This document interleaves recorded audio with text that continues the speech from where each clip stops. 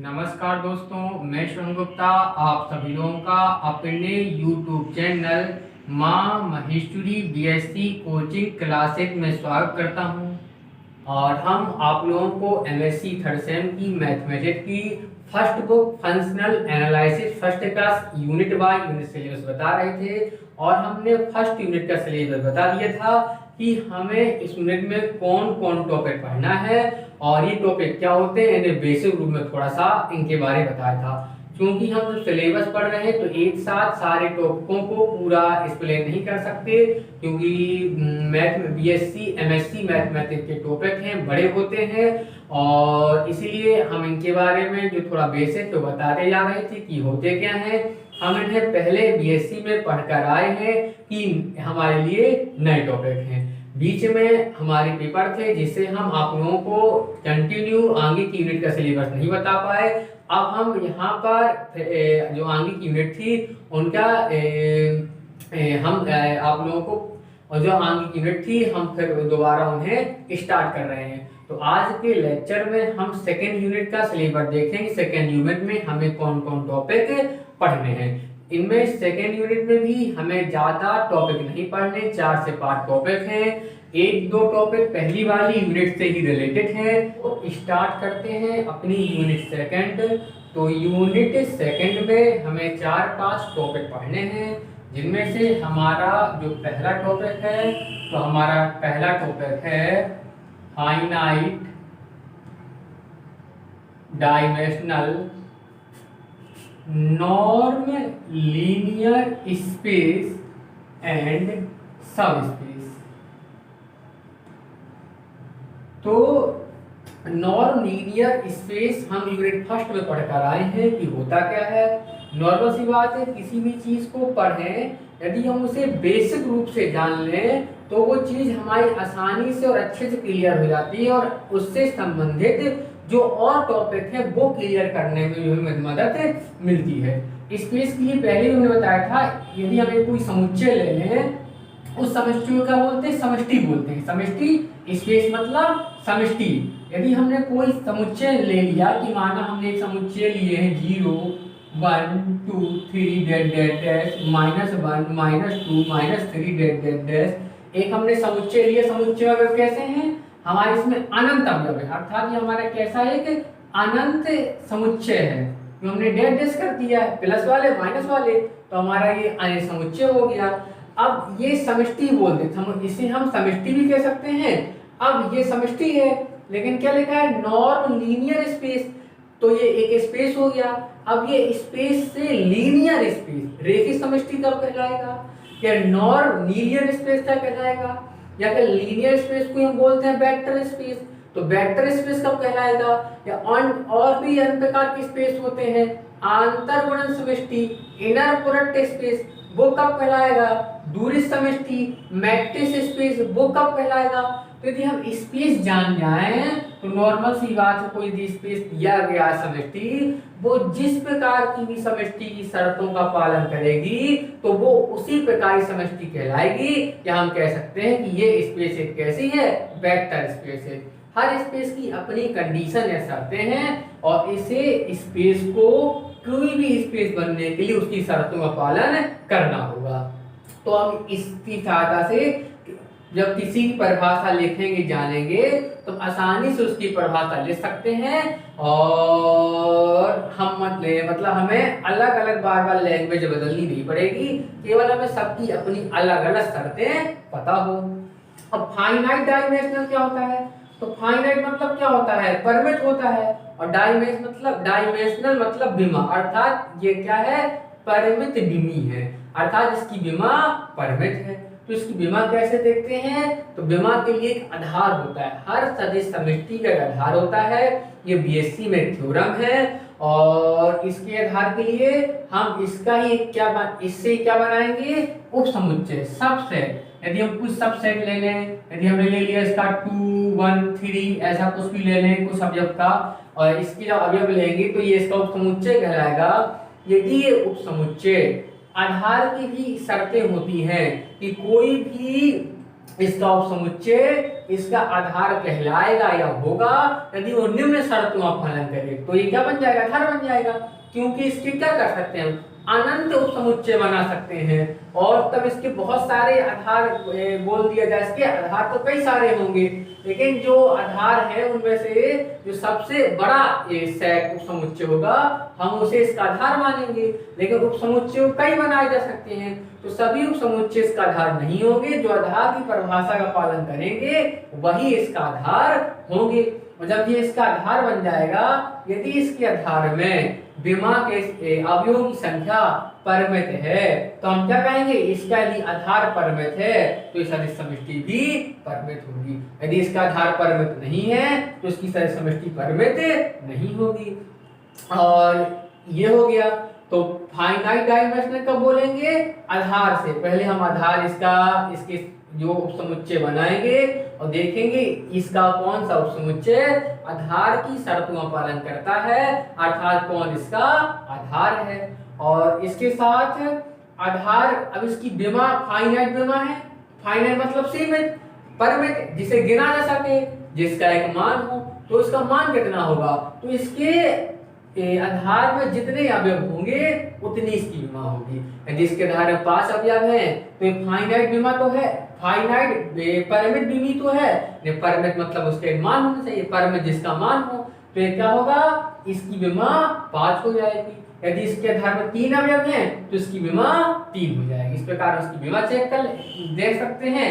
तो हमारा पहला टॉपिक क्या हो गया, जो हमने बेसिक रूप से बता दिया, finite dimensional non linear space. अब इससे संबंधित हमें थ्योरम सवाल इस यूनिट में इस टॉपिक में हम करेंगे। अब सब स्पेस क्या होता है, तो उसे भी एक बार अच्छे सब स्पेस को जान लिया जाए। तो इस सब स्पेस का उसने लिखा, क्या लिखा है, फाइनाइट डायमेंशनल नॉन लीनियर सब स्पेस। अब हमें स्पेस के साथ बात सब स्पेस जानना है, तो सब स्पेस को भी एक बार अच्छे से जाने। यदि ये एक क्या है, F D N L S है ना, शॉर्ट में हम बोल दे तो मतलब ये finite dimensional non linear space है। अब इसका सब स्पेस कैसे मतलब बनेगा, तो ये जब फाइनाइट डायमेंशनल नॉन लीनियर सब स्पेस पढ़ेंगे तो उसके पहले वो कोई ना कोई स्पेस होगा, तभी तो उससे बना है। और स्पेस कैसा होगा, वो finite dimensional non linear space होगा। और इससे जब ये बना है तो इसे क्या बोल देंगे, फाइनाइट डायमेंशनल नॉन लीनियर सब स्पेस। अब बनता क्या है, इसके पहले हम क्या बनाएंगे, ये स्पेस है तो इससे सब स्पेस बनाएंगे, या बोल दे सेट है तो इसका सब सेट हो सकता है। हमने इसका इस सब सेट या इसका उप समुच्चय क्या ले लिया, -1 0 1, ये इसका उप समुच्चय है। या फिर हम केवल जीरोस ले लें तो इसका उप समुच्चय है। यदि इसका उप समुच्चय क्या करे, खुद मतलब इसमें 3 अवयव लिए हमने, ये सब अवयव नहीं लिए। यदि ये अपने 3 अवयवों के साथ ही क्या कर दे, नॉन लीनियर स्पेस की सभी शर्तों का पालन कर दे, तो ये क्या है, इसका उपसमुच्चय। लेकिन क्या कहेंगे, ये भी कैसा है, नॉन लीनियर स्पेस है।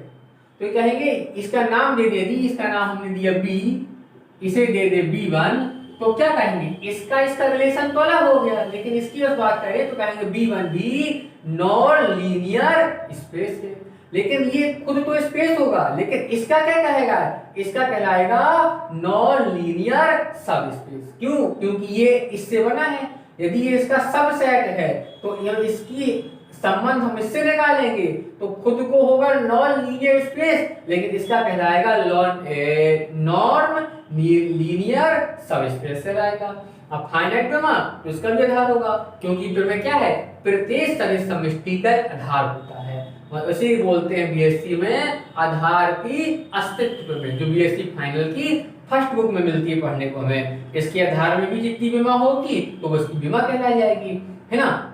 और यदि ये नहीं है क्या, नॉन लीनियर स्पेस, तो फिर ये इसका सब स्पेस भी नहीं होगा, मतलब फिर इसका ये नॉन लीनियर सब स्पेस नहीं होगा। जैसे अब 0 लेते हैं हम 0 और इसे बोलते हैं योग का तस्मक अवयव, तो ये कैसा होता है, ये सदैव नॉन लीनियर स्पेस होगा, मतलब उसकी शर्तों का पालन करेगा। तो मतलब एक शून्य समष्टि बोलेंगे और शून्य समष्टि इसकी क्या होगी, सदैव नॉन लीनियर सब स्पेस होगी। तो यहाँ से हमारे दोनों टॉपिक क्लियर हो गए होंगे, नॉन लीनियर स्पेस और नॉर्म लीनियर सब स्पेस। अब इसके बाद जो हमारा अगला टॉपिक है जो हमें पढ़ना है वो हमारा इक्विवेलेंट नॉर्म है ना, दूसरा टॉपिक। और इक्विवेलेंट नॉर्म क्या है? Finite dimensional non linear space की एक प्रॉपर्टी है जो हम कहाँ पढ़ी थी, हमने बताई थी आप लोगों को यूनिट सेकंड में बताई थी हम लोगों को प्रॉपर्टी। और यहीं पे क्या बताई थी कि finite dimensional non linear space में ऑल नॉर्म इज इक्विवेलेंट, मतलब सभी नॉर्म कैसे होते हैं? समान होते हैं। तो हमें यहाँ पर इक्विवेलेंट नॉर्म की परिभाषा पढ़ना है। तो क्या होते हैं इक्विवेलेंट नॉर्म? तो किसी नॉर्म लीनियर स्पेस में यदि ये दो क्या हो, नॉर्म को हम किससे शो करते हैं? नॉर्म को हम डबल मोड से शो करते हैं। और यहाँ पे जो नॉन लीनियर स्पेस है तो हम नॉर्म के बारे में यूनिट फर्स्ट में आप लोगों को बहुत सी चीजें बता चुके हैं। यदि ये दो कोई नॉर्म है, एक पहला नॉर्म ले ली हमने और ये दूसरा कोई नॉर्म है, शो करने के लिए 1 2 नाम देते हैं। ये दोनों कैसे हैं? एक हमने मानी कि ये norm linear space capital S है। कैपिटल एस कैसा है? नॉर्म लीनियर स्पेस है। इसमें ये दो कैसे हैं? दो नॉर्म हैं। तब ये दोनों नॉर्म आपस में इक्विवेलेंट होंगे यदि दो रियल संख्याएं, वास्तविक संख्याएं, दो रियल नंबर्स का अस्तित्व इस प्रकार हो। कैसा हो इनका अस्तित्व? कि यदि कोई भी दो रियल नंबर का अस्तित्व इस प्रकार हो, और वो कोई दो मान ले, तो हमने माना क्या? कोई भी दो, तो माना a, b अब जब कैपिटल है, मतलब कोई दो रियल नंबर लेने तो a भी मान लिए। दो कैसे हैं? ये वास्तविक संख्याएं हैं। इनका अस्तित्व कैसा हो? यदि हम पहले वाले नॉर्म में इस संख्या का गुणा कर दें तो ये कैसी हो? ये दूसरे वाले नॉर्म से छोटी या बराबर हो। यदि हम इसमें एक संख्या गुणा कर दें तो दूसरे वाले से क्या हो? छोटी या बड़ी हो। लेकिन यदि हम इसमें दूसरी संख्या गुणा कर दें पहले वाले में की, तो फिर क्या हो जाए? वो इस दूसरे वाले नॉर्म से बड़ी या बराबर प्राप्त हो जाए। तो क्या है मतलब? ये कोई दो संख्याएं ऐसी हैं, यदि इनमें से हम पहले वाले नॉर्म में एक संख्या गुणा करें तो उसका मान दूसरे नॉर्म से छोटा या बराबर हो, लेकिन दूसरी संख्या गुणा करने पर उसका मान दूसरे वाले नॉर्म से बड़ा या बराबर प्राप्त हो, है ना। और यहाँ पे क्या कर दें? एक अवयव ले लें x, स्मॉल x एक अवयव है, जहाँ स्मॉल x क्या है? इस norm linear space capital space का कोई अवयव है। यदि इसके फार आए, मतलब इसके प्रत्येक अवयव के लिए यदि कोई दो नॉर्म के लिए कोई भी दो संख्याएं इस प्रकार अस्तित्व रखती हैं कि क्या हो जाए कि एक संख्या गुणा करने पर वो दूसरे नॉर्म के मान जो छोटी हो, और दूसरे संख्या और पहले वाले नॉर्म में किसी दूसरी संख्या गुणा करने पर उसका मान दूसरे वाले नॉर्म के मान से बड़ा बराबर आए, तो हम कहेंगे ये दोनों नॉर्म कैसे हैं? इक्विवेलेंट है। और लेकिन इसके अलावा ये कंडीशन शर्त होती है, अर्थात इसकी प्रमेय है। जब इसकी प्रमेय को सिद्ध करते हैं इक्विवेलेंट नॉर्म की, तो हमें यह शर्त मिलती है, और इस शर्त को भी हम परिभाषा के रूप में यूज कर सकते हैं। अब इसकी दूसरी परिभाषा हम ले सकते हैं, जो इसकी बड़ी आसान परिभाषा है और सिंपल है, कि किसी भी non linear space capital S में, कैपिटल एक्स में यदि दो कोई नॉर्म इक्विवेलेंट होंगे, यदि दोनों क्या करें? यदि ये दोनों नॉर्म क्या करें?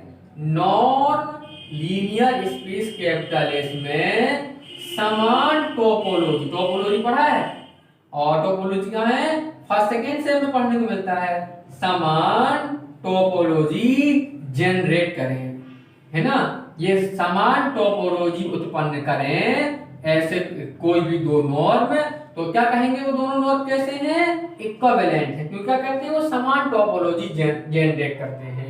और ये क्या है? इसकी सिंपल परिभाषा है। और इसकी प्रमेय है, जब इसकी प्रमेय सिद्ध करते हैं तो लास्ट में ये कंडीशन शर्त मिलती है। जब ये शर्त मिलती है तो इससे क्या सिद्ध हो जाता है, ये दोनों इक्विवेलेंट है, तो इसकी शर्त को भी हम परिभाषा के रूप में यूज कर सकते हैं। तो ये क्या था हमारा इक्विवेलेंट नॉर्म की परिभाषा। ये हमारे क्या हो गए 2 टॉपिक। इसके बाद हम अपना देखते हैं अगला टॉपिक जो क्या है राइज लेमा। तो इसके बाद हमारा अगला टॉपिक है राइज लेमा। क्या पढ़ना हमें, राइज लेमा।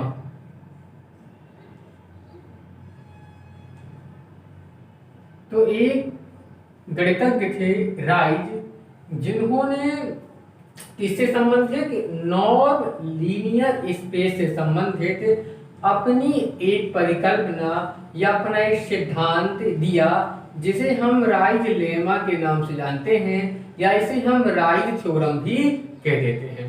इन्होंने क्या कहा, यदि एक नॉन लीनियर स्पेस को, हम इसे कैपिटल एस से शो कर दे रहे हैं, एक non linear space capital S है, तथा इसका कैपिटल एस का एक क्लोज यानी बंद एंड प्रॉपर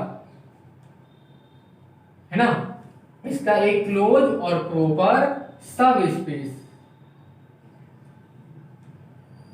कौन हो, कोई भी, मतलब कैपिटल एम ले लो, कुछ भी ले लो, एक कोई क्लोज और एंड प्रॉपर सब स्पेस कैपिटल एन हो, तो non linear space capital H में प्रत्येक एवरी रियल नंबर, प्रत्येक वास्तविक संख्या के लिए रियल नंबर, क्या कोई नाम दे दें, थीटा, प्रत्येक वास्तविक संख्या थीटा के लिए, लेकिन इसमें अंतराल निश्चित है। क्या लेना है हमें, इंटरवल।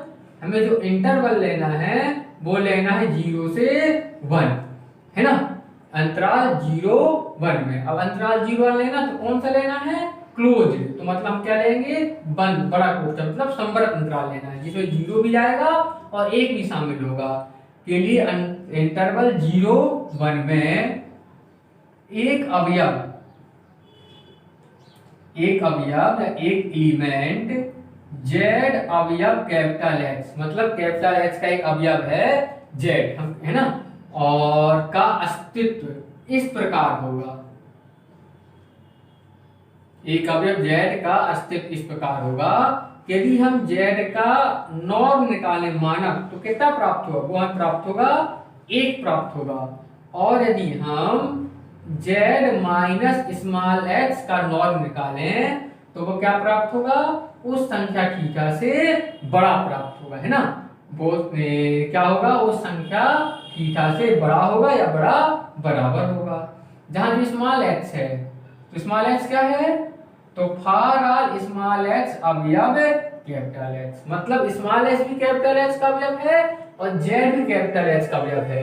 तो जेड का अस्तित्व इस प्रकार होगा कि उसका नॉर्म 1 के बराबर है, और यदि हम जेड में से उसके किसी दूसरे अवयव को घटा दें एक्स के, फॉर मतलब जेड में से यदि हम एक्स के शेष अवयव को घटाएं तो उनका मान थीटा से बड़ा होगा। इसे हम क्या बोलते हैं, राइज लेमा।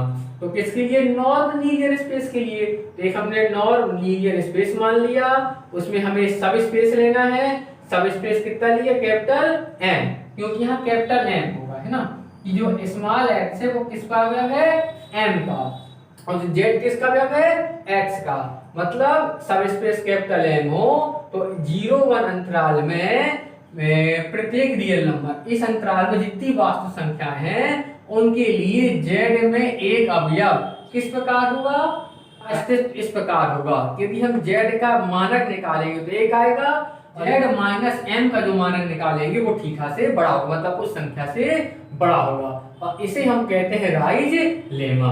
अब हमें इसका प्रूफ पढ़ना है, इससे संबंधित हमें कोई क्वेश्चन भी करने हैं। जो राइज लेमा होता है वो हमने आप लोगों को बताया। इस यूनिट में जो हमारा लास्ट टॉपिक है वो है कंप्लीटनेस। इस यूनिट में जो हमारा लास्ट टॉपिक है वो है कंपैक्टनेस। कंपैक्टनेस मतलब संहतता, उसे और देख ले रहे हैं, तो इसके बाद हमारा जो यूनिट सेकंड है वो कंप्लीट हो जाएगी, है ना। तो इसका हमारा यूनिट 2 का अगला और लास्ट टॉपिक है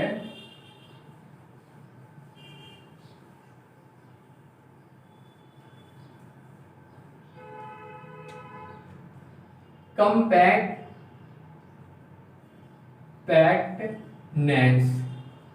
इसे क्या कहते हैं? सन्हतता बोलते हैं।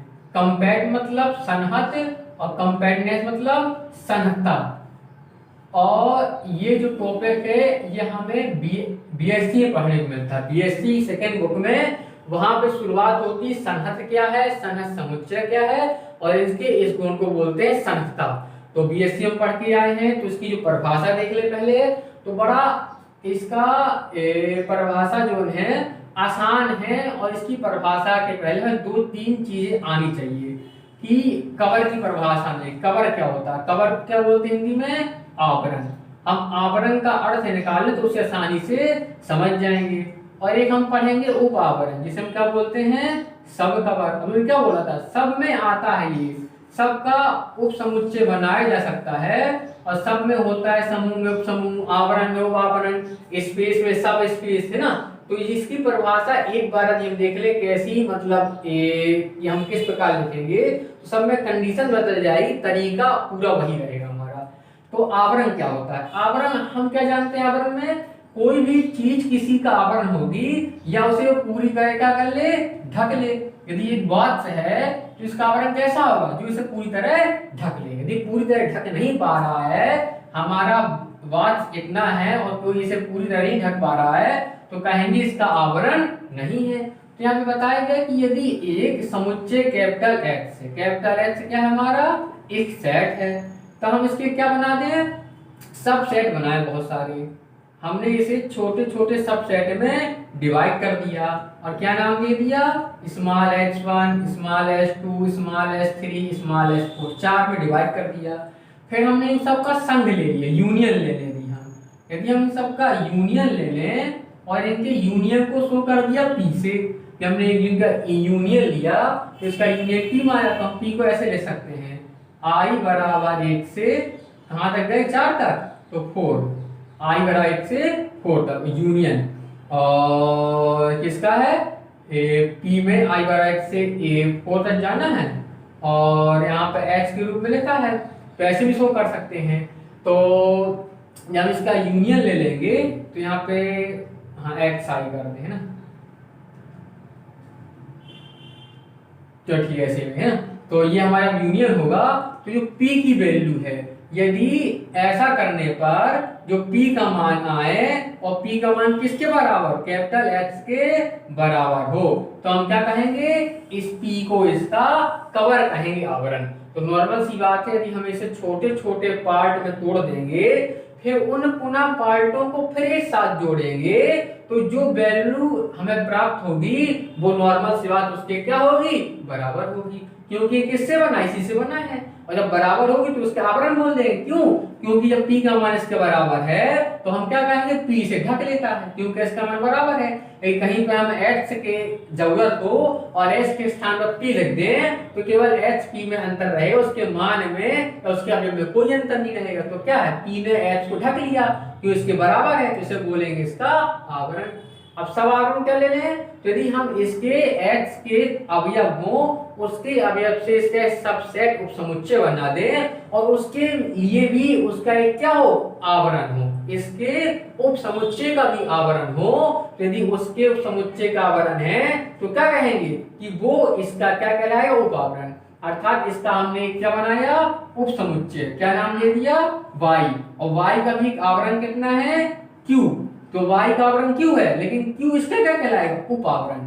क्यों? क्योंकि ये इससे बना है, ये इसका क्या? उपसमुच्चय। तो Q Y का तो आवरण है, लेकिन S का क्या होगा? उपावरण होगा। अब यहीं से हमारी प्रक्रिया चालू होती है, जो हमें पढ़ना है। क्या पढ़ना है? सन्हतता क्या होती है। तो हमें पढ़ना है कंपैक्ट सेट, कोई भी सन्हत समुच्चय क्या होता है।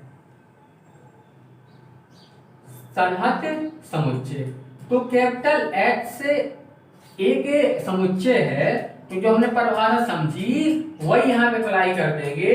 यदि कैपिटल H एक क्या हो? सेट। अभी केवल समुच्चय बस है, ये क्या हो? सेट है कैपिटल H। तब ये सन्हत समुच्चय कहलाएगा।